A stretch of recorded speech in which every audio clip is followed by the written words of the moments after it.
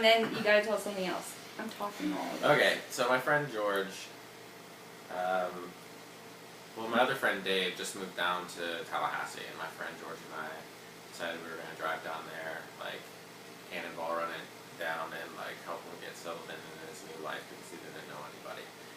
And we drove from Tennessee, where George was living, in Johnson City, down to Tallahassee. And we're hanging out with Dave, and we decided we were going to go out to this state park on the Gulf. So we were driving down this road, and it was, is it a one-lane road or a two-lane road when there's, I never know. You know, like if there's one lane on each side, is that a one-lane road? Or is it a one-lane road when it's like only one car can Yeah, I think it's where it's like one lane going each way, I mean, right? it's a regular road. But then what would be the road where there's only one car can fit on it? The shitty road.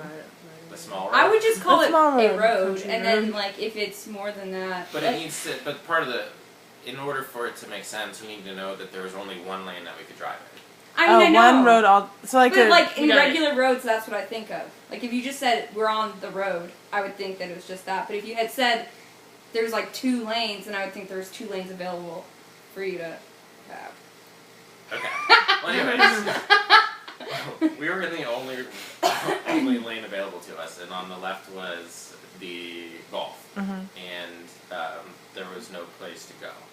And a car was coming. It was like a really long straight road, and a car was coming from a long ways off, and it started to get closer, and then it went left of center, and it was barreling right towards us, and we couldn't do anything about it because there was no place to go. There was no shoulder. It was just like a guardrail and then the ocean to the left. And in that moment, George was driving, and Dave was in the back seat, and I was in the passenger seat. And in that moment, like, the car was probably a couple seconds away from hitting us before it swerved out of the way, and George reached over and he put his arm in front of me, like, and he looked super serious. Well, I mean, we thought that we were going to get hit by this car, and his knee-jerk reaction was, in that moment, to protect me, and was like the nicest, like, friend thing ever, because, like, you don't get many situations where you really see, like, deep down on a fundamental level how much people care about you.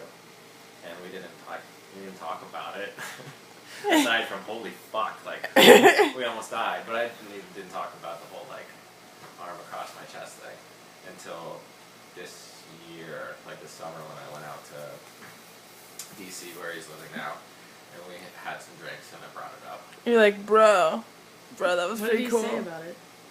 He got really serious and he kind of like teared up. Oh, That's so fucking nice. Yeah.